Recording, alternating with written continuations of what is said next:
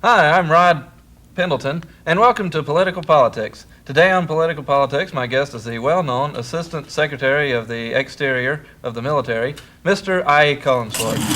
Hey, how you doing, Rod? Mr. Collinsworth, nice to have you with us. Good to be here, good to be here, good to be here, good to be here. Okay, Mr. Collinsworth, well, let's just cut right through the horse shit now. What exactly is this 50% tax decrease now for the military? And a 50% tax increase on the general public. Can you just kind of explain that a little bit? Well, you see, now you're talking taxes. And taxes mean money. And money changes hands. This hand to that hand to this hand, right to left. You know, like when you're writing on a piece of paper, you start right corner, right towards the left. As of course, if you're in what we're writing here, right, and paper comes in all sizes. You got 11-inch, you got Wait. 14-inch, you got line paper, thick paper, thin paper, and I think that about says it all. What exactly? You haven't said anything. Well, it's in my book. If I could. Well, yeah, okay. I've got the what whole about thing. now? Explain. Why? All I want to know is why are you giving the military a tax decrease, 50% tax decrease, throwing the other 50% increase on the general public? I mean, this doesn't seem right to me, and I'd like an answer here. Let me clarify. We're talking the military. Now, some people are in the military, some people aren't in the military. So that means that kind of goes without that's saying. 50%. That means half are in the military, half aren't. 50% of our great nation gets a tax cut. I think that's pretty damn good today. I mean, you can't do much better than that, can you? 50%? Okay, we could go on evading the issue all day, but we've got a few other things to get here besides the tax cut. There's a lot of unanswered questions. All right, sure. I'll answer anything you got there. Question number 2. There's this issue of this kind of basically what we're doing is paving over natural forest land Natural forests. to make parking lots. Right. I mean, and there's nothing there. It's just parking lots. Now, can you Well, explain? now you're talking parking lots. You see, you take parking lots and you take trees. You got trees here and you got trees there. And a tree is like, I guess you get wood from trees. Wood makes desks. You have small... We interrupt this program to bring you a special news bulletin. This just in! Downtown, at the Yakata Bridge McDonald's, 2 men, a Mr. Yancey Wallaber and his wife, reported to have sighted something coexisting with something else at the fry stand. Here now, on the spot, is a report... This has been a special news bulletin, and now back to regular programming. Desks go in rooms. You've got living rooms. You've got kitchens. You've got bathrooms. And a bathroom can be done with wallpaper, the kind of wallpaper that you get in a store. It's the same old question. You're talking tiles, blue or red.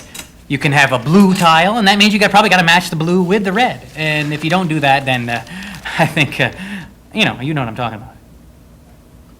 Well, actually, no. But basically, what we're doing here is we're getting nowhere fast. So let's move on to something else here. I have, I have this other matter at hand. We've spent $18 million on a missile varnish. Well, it's not a varnish, you see. It's a space-age polymer. And I think that answers the question. We've taken our polymer chemist has taken 10-odd years to develop a certain formula for the polymer itself. And like I was saying with the forests, I mean, we're taking those forests, paving them over, making way for acres and acres of parking space. How many times have you told yourself there's no place to park? We're taking those forests, we're doing something about it. You're drifting back and forth. We're off the parking lot subject now. Okay, this is the missile. Like I said, it's a space-age polymer. Well, okay, and that's something you have to develop with time. $18 million? Well, it's like a child. You have a child, a boy or a girl. Sometimes you have a boy, and other times you will. I mean, you will have a girl. And a child, with time, grows older. You see, they age with time. And, enough said. Okay. Well, moving right along. Now, this is one of the most, this is very interesting right here. I am very anxious to get to this. Back in, let's see, what is it, 1957,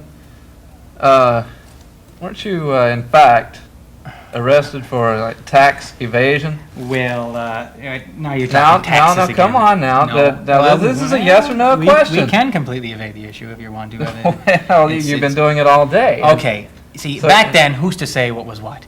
A candy was like 5 cents, now it's what, 35 cents? I mean, a nickel is not the same what you buy now, because you take a nickel, you take a child, you take shoes. You take shoes. Some are tall shoes, some are short shoes. You've got sneakers, socks. You've got wall coverings, like I said before. You've got pavement. You've got small cars, large cars. You've got cars that turn on, and some cars you don't turn on. You get in cars, and sometimes you stay out of the car, you walk. You walk down a street, maybe a path.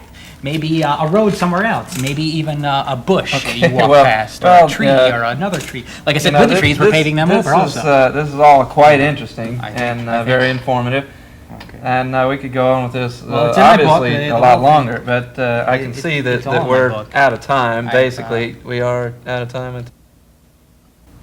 Well, we could make it like an early dinner or something like that. So yeah. What about that Okay. book there? Well, Mr. Collinsworth, I thank you for joining me. Well, And wanted we to have get to get that these book things in. out in We the open. can't- But I wanted to myself. that's all for political politics today. Join me next week when my guest will be Sigmund Zimbabwe from Mijwanish. I wanted to get that book in, you see. Thanks, guys. Now, kids, get all the kids into the room. It's time for Dr. Logaine's Children's Corner. Here's the doctor. We interrupt this program to bring you a special news bulletin. This just in! Downtown at the Yakata Bridge McDonald's, a Mr. Yancey Wallaber and his wife reported to have sighted something coexisting with something else at the fry stand, and then becoming one with the universe. Here now, on the spot with a remote, is star reporter Troy Dune and Yancey Wallaber. Take it away, Troy! Thank you, Mr. Yeah. This is Troy Dune here, and I'm standing here talking with Mr. Yancey Wallaber, who claims to have seen everything that happened at the McDonald's. Mr. Wallaber, Yes. could you tell us, in your own words, basically, just exactly what did transpire at the McDonald's? Well, you see, my wife and I were in the fry line at the McDonald's. Well, not in the fry line. We were strolling up to the counter. My wife and I. We were at the counter. We were in the McDonald's, and we're thinking, not in the McDonald's itself. We were walking up to the McDonald's. You see. Well, we get to the McDonald's, and well, not quite. We were walking. I was with my not my wife, a friend. I was with this friend of mine, and it's this guy I knew. This cat that met me on the streets. You see. Well, I was alone. I was strolling alone. I thought I'd take a stroll. I didn't think I'd take a stroll, but I was just about to take a stroll, you know, down the street. And I was sitting in the apartment, not sitting in the apartment itself. I was sitting home at, not home because, well, I was standing. I was standing outside. I was thinking, I was asleep. And I was dreaming the fact that I was going to get up. Well, not dreaming because I was thinking, I was dozing, well, not dozing, you see.